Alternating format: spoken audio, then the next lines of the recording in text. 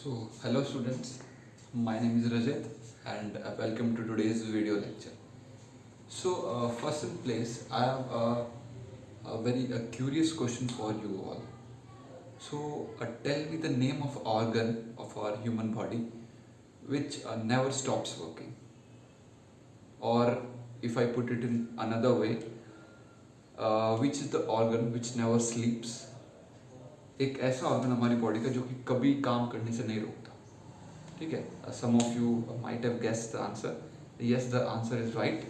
The answer is human heart. तो human heart हमारी body का एक ऐसा ऑर्गन है जो कि कभी काम करने से नहीं रुकता. ठीक है. और कोई बॉडी पार्ट्स आपके आराम कर सकते हैं, they might stop working, but if this stops working then we will eventually die. ठीक है.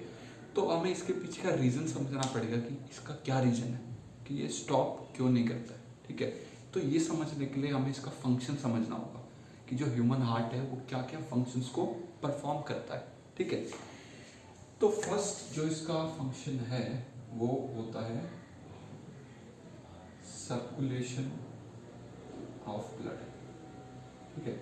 एज वी नो दैट हमारी human body consist of blood and blood also performs various functions.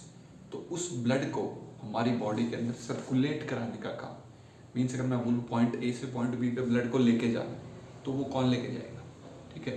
तो उसके लिए रिस्पॉन्सिबल है हमारा ह्यूमन हार्ट. ठीक है. तो इसके बारे में हम थोड़ा सा समझेंगे कि ह्यूमन हार्ट का स्ट्रक्चर कैसा है और उसकी फंक्शनिंग कैसे होती है. तो मैंने यहाँ पे ये एक चीज़ ड्रॉ की हुई है ह्यूमन हार्ट. अब आप बोलेंगे सर ये तो ह्यूमन हार्ट नहीं है. ठीक है. तो मैंने जस्ट ह्यूमन हार्ट का सिंबॉलिक रिप्रेजेंटेशन किया हुआ है. ठीक है. मीन्स दैट हम मान के चलेंगे कि ह्यूमन हार्ट है. ठीक है.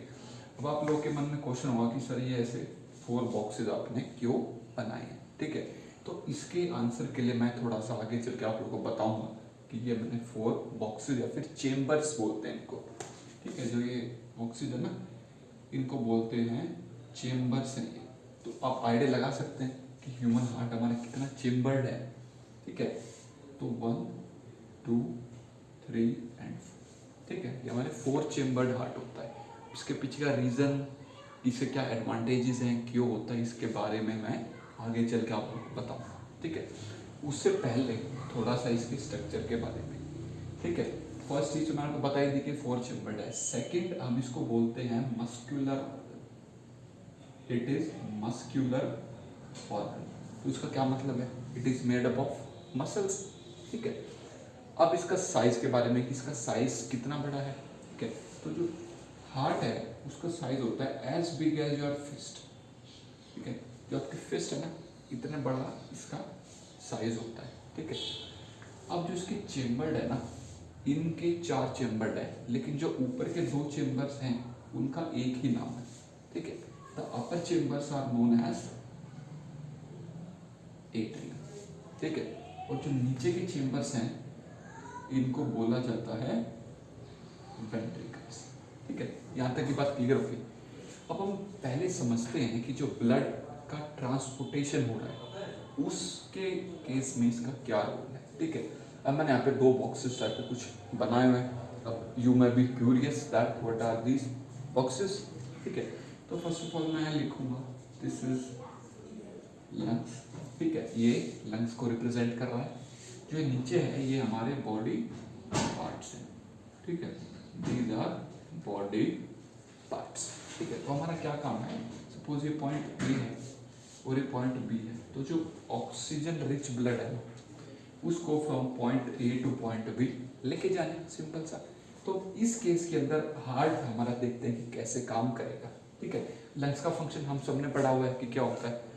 लंग्स के अंदर हमारी, अगर मैं स्पेसिफाई करूँ, एल्वोलियाई में रेस्पिरेशन टेक प्लेस करती है. ठीक है. रेस्पिरेशन.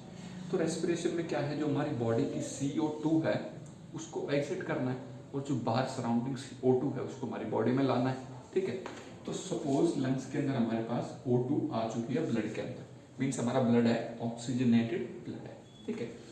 अब एक ब्लड कैपिलरी है वो लंग्स से निकल के और हमारे हार्ट के अंदर आ जाएगी. ठीक है. और एक जो हमारी ब्लड कैपिलरी है वो वेंट्रिकल से निकल के और सारे बॉडी पार्ट्स में जाएगी. ठीक है, इनके नाम अभी हम देखेंगे, इनकी कैसी क्लासिफिकेशन की हुई है, सब कुछ हम देखेंगे, बस अभी समझते हैं। फिर एक ब्लड कैपिलरी है जो कि डीऑक्सीजनेटेड ब्लड को लेके हमारे बॉडी पार्ट से फिर से हार्ट के अंदर आ जाएगी, ठीक है। और इवेंचुअली जो डीऑक्सीजनेटेड ब्लड है, मीन CO2 रिच ब्लड है, वो हमारा हार्ट से लेके और फिर से लंग्स में चला जाएगा, जहाँ पे उसका रेस्पिरेशन हो जाएगा और उसकी exchange of gases take place कर जाएगी, ठीक है। अब आप लोग बोलेंगे कि सर आपने ये लाइनें तो बना दी, लेकिन इसका नाम क्या है, ठीक है। जो ये ब्लड कैपिलरीज आपने बनाई हैं जो कि ब्लड को ट्रांसपोर्ट करेंगी, उनका क्या नाम है, ठीक है। इनका नाम बताने से पहले आपको दो चीजें समझनी पड़ेगी, ठीक है। ब्लड कैपिलरीज, ठीक है। ब्लड कैपिलरीज होती हैं 2 टाइप्स की, ठीक है। और भी टाइप्स के होते हैं, लेकिन जो मेन टाइप है वो मैं यहाँ पे पढ़ना है 2 टाइप्स। एक है वेन्स और एक है आर्टरी, ठीक है। ये तो होगी। अब इनके कुछ 1-2 इंपॉर्टेंट फीचर्स हैं जिसके लिए ये ब्लड कैपिलरीज जानी जाती है, ठीक है। जो आर्टरीज है ना, वो आपका ऑक्सीजनेटेड ब्लड लेके जाएंगे, ठीक है। और जो वेन्स हैं आपकी, वो लेके जाएंगी CO2 रिच ब्लड, ठीक है। तो इसको बोला जाएगा ऑक्सीजनेटेड ब्लड, इसको बोला जाएगा डीऑक्सीजनेटेड ब्लड, ठीक है। तो एक चीज हम समझ गए हैं कि जो आर्टरीज हैं वो प्योर ब्लड को कैरी करेंगी और जो वेन्स है वो इम्प्योर ब्लड को कैरी करेंगी, बात की है। अब आप लोग आइडिया लगा सकते हैं, जो ये लेफ्ट हैंड साइड है जो हमने ये ड्रॉ करी हुई है, ये हो जाएगी ऑक्सीजनेटेड ब्लड, ठीक है। तो कहीं ना कहीं इधर आर्टरीज का रोल हो जाएगा। और जो राइट हैंड साइड हमने ड्रॉ कर रखी है, ठीक है, left and right in the sense मैं बोल रहा हूँ, जैसे ये हमारा ह्यूमन हार्ट है तो ये साइड लेफ्ट है, ये साइड राइट है, तो हमने उसको एज इट इज यहाँ पे ड्रॉ किया हुआ है, ठीक है। तो जो ये वाली साइड है ये हमारी लेफ्ट हैंड साइड है, ठीक है। Left atrium, left ventricle, right atrium and right ventricle. तो जो ये वाली साइड है इधर ये क्या कैरी करेगी, CO2 रिच ब्लड कैरी कर जाएगी, ठीक है। ये तो हो गया। अब इनके एक बार नाम समझ लो कि इनके क्या नाम से, तो वैसे ये हो जाएगी आर्टरी, ये वेन हो जाएगी, लेकिन इनको स्पेशलाइज कुछ नाम दिए गए हैं, ठीक है। तो जो ये वाली आर्टरी काम कर रही है इसका नाम होता है आयोटा, AORTA, आयोटा, ठीक है। और जो ये वाली वेन काम कर रही है इसको बोला जाता है वेना कावा, ठीक है। ये होगी वेना कावा, ये होगी आयोटा, ठीक है। इसका मतलब कोई एग्जाम में पूछ ले कि आयोटा क्या है, डिसाइड, तो आप बता दोगे स्ट्रेट फॉरवर्ड ये आर्टरी है एंड वेना कावा इस पे, ठीक है। यहाँ तक की बात क्लियर होगी। अब हम समझते हैं कि जो ब्लड का ट्रांसपोर्टेशन हो रहा है ना, वो किस हिसाब से हो रहा है, और इसके ट्रांसफर के लिए एक स्पेसिफाई एक टर्म यूज करी जाती है एग्जाम के अंदर, जिसके ऊपर आपके क्वेश्चंस बन जाते हैं, ठीक है। तो हमने स्टार्टिंग में देखा oxygenated rich blood, oxygenated rich blood को मैं ऐसे शो करूंगा, ठीक है, ऐसे जिगजैग लाइन से। सो ये हमारा आ गया लेफ्ट एट्रियम के अंदर, ठीक है। हमेशा याद रखना है, ब्लड जब भी एंटर करेगा हार्ट के अंदर थ्रू दी एट्रियम ही करेगा, चाहे तो ऑक्सीजन रिच ब्लड होगा या फिर वो इम्प्योर ब्लड होगा, ठीक है। तो हमारा जो ऑक्सीजनेटेड ब्लड है वो आ गया लेफ्ट एट्रियम के अंदर, ठीक है। अब लेफ्ट एट्रियम से ये जाता है लेफ्ट वेंट्रिकल के अंदर, ठीक है। एंड वेंट्रिकल का ये काम है कि it will transport the pure blood from the heart to the body parts, ठीक है। अब तो ये हमारा प्योर ब्लड वेंट्रिकल से होता हुआ थ्रू द आयोटा हमारा चला गया बॉडी पार्ट्स के अंदर, ठीक है। अब यहाँ पे जो जो बॉडी पार्ट्स की रिक्वायरमेंट है they will utilize the oxygen rich blood, ठीक है। और सारी ट्रांसपोर्टेशन और एक्सचेंज ऑफ गैसेस होने के बाद अब जो हमारा ये ब्लड हो गया इसमें हो गया इम्प्योर ब्लड। तो जो वेना कावा है वो इस ब्लड को लेती हुई आ जाती है राइट एट्रियम में, ठीक है। मैंने बताया था जब भी ब्लड एंटर करेगा, जब वो प्योर हो चाहे वो इम्प्योर हो, एट्रियम के थ्रू एंटर करेगा, ठीक है। तो ये कहाँ पे आ गया, राइट एट्रियम के अंदर ब्लड आ गया। लेकिन अब इस ब्लड को हमें कहाँ सेंड करना है, लंग्स के अंदर, ठीक है। अब एट्रियम से ब्लड जाता है वेंट्रिकल के अंदर, हमने यहाँ देखा था। अब तो इस वेंट्रिकल से जो कि है राइट वेंट्रिकल, ब्लड पहुंच जाएगा हमारा लंग्स के अंदर, जहाँ पे उसका रेस्पिरेशन का प्रोसेस टेक प्लेस कर जाएगा, ठीक है। ये तो हो गया ओवरऑल प्रोसेस जो कि टेक प्लेस करता है अब इसके अंदर कुछ और फर्दर डिटेलिंग है जो हमें पता होनी चाहिए। अब आप बोलोगे कि सर आपने इन दो कैपिलरीज का नाम तो बताया, ये इनका क्या नाम है, ठीक है। अब आप लोग गैस करोगे कि सर ये आर्टरी हो जाएगी और ये वेन हो जाएगी, लेकिन नहीं, इस केस के अंदर एक्सेप्शन है, ठीक है। साइंस के अंदर कहीं कहीं हमें एक्सेप्शन मिल जाती हैं, और जहाँ एक्सेप्शन होती हैं वहीं से एग्जाम में क्वेश्चन बनने के चांसेस ज़्यादा रहते हैं, ठीक है, क्योंकि वहाँ पे स्टूडेंट्स मिस्टेक कर सकते हैं। तो ये मैंने 2 स्टार लगा दिए हैं, ठीक है। तो इनके नाम क्या होते हैं, तो मैं एक बार इनके नाम लिखता हूँ, फिर मैं समझाता हूँ कि इनका कैसे हमें समझना है। तो इसको बोलते हैं पल्मोनरी वेन, ठीक है। एंड जो ये वाली है इसको बोलते हैं पल्मोनरी आर्टरी, ठीक है। अब आप बोलोगे सर आपने तो बताया था कि जो वेन है वो इम्प्योर ब्लड कैरी करेंगे, लेकिन यहाँ पे तो प्योर ब्लड कैरी कर रही है, ठीक है। यहाँ पे रिवर्स हो रहा है। तो आपको याद रखना है जब भी पल्मोनरी लिखा आ जाए, ठीक है, जब भी पल्मोनरी लिखा आ जाए इसका मतलब हम रिलेटेड टू लंग्स बात कर रहे हैं, ठीक है। पल्मोनरी का जो मीनिंग है वो होगा समथिंग रिलेटेड टू लंग्स, बात चल रही है, ठीक है। तो जो पल्मोनरी वेन्स है ना वो हमारा प्योर ब्लड लंग से और लेफ्ट एट्रियम में लेके आती है, ठीक है। ये एक्सेप्शन है, आपको याद रहेगा, याद रख लो जब भी पल्मोनरी लिखा गया मतलब रिवर्स सिचुएशन हो जाएगी, ठीक है, आर्टरी की वेन हो जाएगी। और ऐसे ही पल्मोनरी आर्टरी लिखा गया, अगर पल्मोनरी आर्टरी के बारे में पूछ रहे हैं तो हम बोलेंगे कि वो लेके जाएगी राइट वेंट्रिकल्स और थ्रू द लंग्स, ठीक है।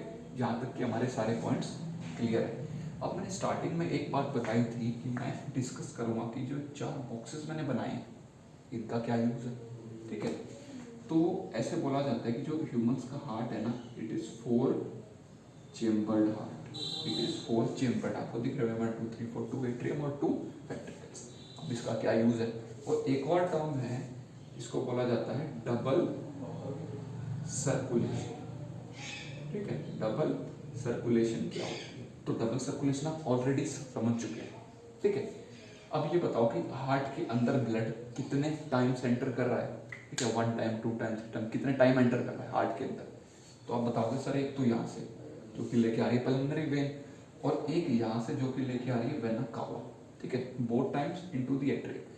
तो आप बोलोगे सर ब्लड एंटर करता है हमारे हार्ट में 2 टाइम्स, एक टाइम आ जाएगा इम्प्योर ब्लड और एक टाइम आ जाएगा प्योर ब्लड, ठीक है। बस जो ये प्रोसेस है ना इसी को बोला जाता है डबल सर्कुलेशन, मतलब जो हमारा ह्यूमन बॉडी का ब्लड है वो 2 टाइम सर्कुलेट कर रहा है, ठीक है। एक टाइम प्योर ब्लड आ रहा है हार्ट में और दूसरे टाइम इम्प्योर ब्लड आ रहा है। तो ये जो पूरा प्रोसेस हमने समझा है ना इसको बोलते हैं डबल सर्कुलेशन, ठीक है। Double means 2, circulation means circulate हो रहा है, ठीक है, क्लियर। अब बात आ जाती है 4 चेम्बर्ड। अब जो ये दोनों पॉइंट्स है ना ये कहीं ना कहीं आपस में को रिलेटेड है, ठीक है। अब कैसे हम समझेंगे, अब आप समझ लो कि जो हार्ट है उसका क्लासिफिकेशन कर रखा है, ठीक है। क्लासिफिकेशन क्यों कर रखा है, क्योंकि आप समझ चुके होंगे अभी तक कि जो ब्लड की वेराइटीज हैं 2 टाइप्स की, एक तो है प्योर ब्लड और एक है इम्प्योर ब्लड। इसका मतलब कहीं ना कहीं हमारा ये कंसर्न है कि जो 2 टाइप के ब्लड हैं वो आपस में मिक्स ना करें, ठीक है, और मिक्स ना करें इसी की वजह से ये दोनों प्रोसेसेस इम्पॉर्टेंट हो जाते हैं, ठीक है। तो जो 4 चेम्बर्ड का हार्ट है ना वो ये कंसिडर करता है कि आपकी ब्लड की जो इंटर मिक्सिंग है वो ना हो, ठीक है। अब एक और क्वेश्चन आ सकता है आप लोगों में कि सर इंटर मिक्सिंग होने से क्या डिसएडवांटेजेस हो सकते हैं, ठीक है। एक बात को समझो, एक आपकी है प्योर रिवर है और एक इम्प्योर रिवर है, ठीक है। उन दोनों के अलग अलग यूसेजेस हैं सपोज, ठीक है। अब अगर उन दोनों को अगर हम मिक्स कर दें तो जो उन दोनों की क्वालिटीज़ हैं और यूसेजेस हैं वो भी तो मिक्स हो जाएंगे। फिर हम बोलेंगे सर ना हम इसके पूरे यूजेस कर पा रहे हैं ना हम इसके अपने यूजेस कर पा रहे हैं। तो इसीलिए जो आपका प्योर ब्लड है ना वो हमारी बॉडी की सर्टेन एक्टिविटीज़ होती हैं उसके अंदर वो यूज़ होता है। तो अगर आप दोनों टाइप के ब्लड को मिक्स कर दोगे, means impure and pure blood आपने मिक्स कर दिया, तो जो एफिशिएंसी है ना ब्लड की, efficiency of blood to perform in certain activity, suppose running कर रहे हैं, ठीक है, तो तो उस टाइम पे जो ऑक्सीजन की रिक्वायरमेंट है वो काफ़ी हाई हो जाती है ह्यूमन्स केस में। जैसे कि आप सो रहे हैं तो उस टाइम पे ऑक्सीजन की रिक्वायरमेंट इतनी ज़्यादा नहीं है एज़ कम्पेयर टू आप कोई एक्टिविटी कर रहे हैं, ठीक है। तो इन्हीं सब केसेस को ह्यूमन बॉडी की एफिशिएंसी को इंक्रीज करने के लिए 4 चेम्बर्ड हार्ट है, ताकि इम्प्योर एंड प्योर ब्लड आपस में मिक्स ना हो, ठीक है। तो इस पूरे का जिस्ट ये हो गया कि टू स्टॉप द इंटरमिक्सिंग, कि ब्लड में आपस में इंटरमिक्सिंग ना हो, इसलिए 4 चेम्बर्ड हार्ट है। और आपकी डबल सर्कुलेशन का मतलब ये हो गया कि ब्लड हार्ट के अंदर 2 टाइम्स फ्लो करके और फिर एग्जिट कर जा रहा है, ठीक है। अब 4 चेम्बर्ड हार्ट से हम एक और चीज़ याद रख सकते हैं कि जो अदर एनिमल्स हैं उनमें 4 चेम्बर्ड हार्ट नहीं होता, ठीक है। जैसे कि फिशेज है उनके अंदर ओनली 2 चेम्बर्ड हार्ट होता है, ठीक है। जैसे एम्फीबियंस हो गए, रेप्टाइल्स हो गए, उनके अंदर 3 चेम्बर्ड हार्ट होता है, ठीक है। क्यों होता है? क्योंकि उनके केस में हम थोड़ी बहुत इंटरमिक्सिंग टॉलरेट कर सकते हैं, but not in the case of humans के केस में हम ऐसा नहीं कर सकते, ठीक है। क्योंकि फिशेज है उनकी रिक्वायरमेंट इतनी हाई नहीं है ब्लड की, ऑक्सीजन रिच ब्लड की, तो इसलिए उनके केस में जो फिशेज हैं, फिशेज के केस में 2 चेम्बर्ड हार्ट होता है, ठीक है। और जो एम्फीबियंस हैं उनके केस में 3 चेम्बर्ड हार्ट होता है। रीजन बीइंग द सेम, जो इंटरमिक्सिंग है थोड़ी बहुत इंटरमिक्सिंग उनमें हो जाती है, बीइंग 2 and 3 चेम्बर्ड हार्ट, ठीक है। तो ये थोड़ा सा ओवरव्यू था ह्यूमन हार्ट का, इसकी फर्दर हम डिटेल्स पढ़ेंगे फिर नेक्स्ट वीडियो में, ठीक है। तो होप करते हैं कि आपको यहाँ तक की वीडियो समझ आ गई होगी और आप इसको थोड़ा सा रिवाइज करें, इसको फिर से नोट्स बनाएं और फिर हम नेक्स्ट वीडियो में मिलेंगे। For the time, thanks for watching the video. I am this side signing.